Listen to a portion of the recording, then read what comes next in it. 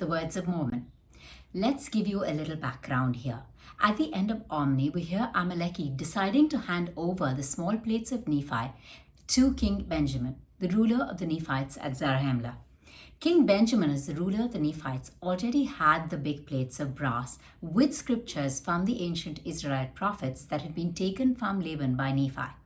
Both the small and the large plates were handed down to Mormon eventually as a royal descendant of King Benjamin. When Mormon got the plates, he read the big plates first, and he decided to write his own record as a summary of all that he had learnt from the entire collection of large plates.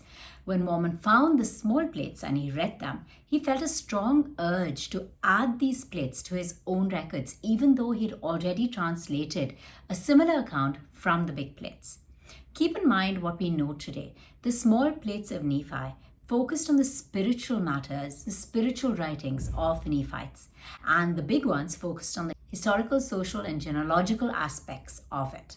Without understanding why he was being nudged to add the plates to his own records by the Spirit of God, he does so, also writing an abridgment or a connecting note to explain the link between the small plates and his own records. Verse number 1, and now I, Mormon, being about to deliver up the record which I had been making into the hands of my son Moroni, behold, I have witnessed almost all the destruction of my people, the Nephites.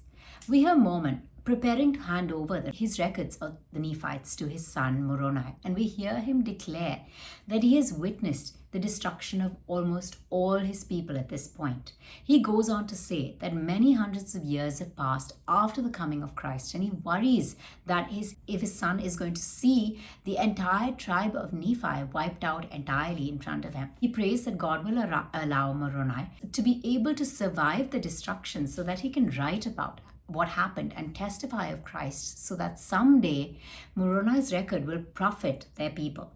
The people Mormon is talking about here are just not the Nephites. He's talking about the entire Book of Mormon people. Verse number 3. And now I speak somewhat concerning that which I have written, for after I had made an abridgment from the plates of Nephi down to the reign of the king Benjamin, of whom Amaleki spake, I searched among the records which had been delivered into my hands, and I found these plates which contained this small account of the prophets from Jacob down to the reign of this king Benjamin, and also many of the words of Nephi. Mormon explains that he's going to talk a little bit about what he has written and done with the records. He explains that after he had compiled the record, beginning with the plates of Nephi all the way up to the reign of King Benjamin, he found these small plates containing the spiritual writings of the Nephite prophets, Nephi, Jacob, and Benjamin, and much more.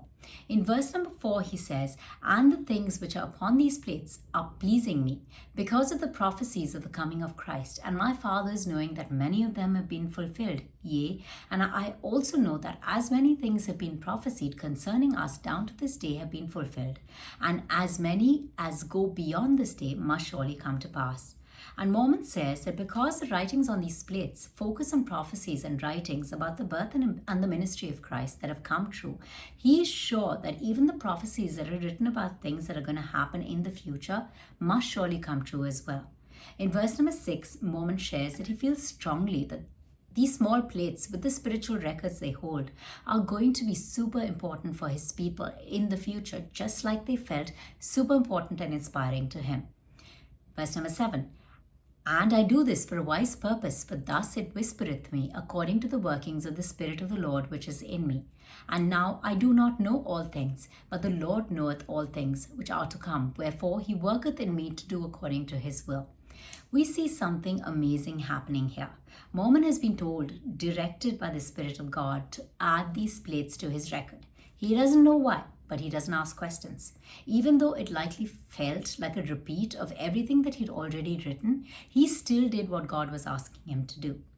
Today we know that those small plates of Nephi that Mormon included serve the most important purpose for the restoration of the gospel, because when Martin Harris lost the 116 pages of Joseph's translation of the book of Lehi, we lost all of Mormon's records on those chapters.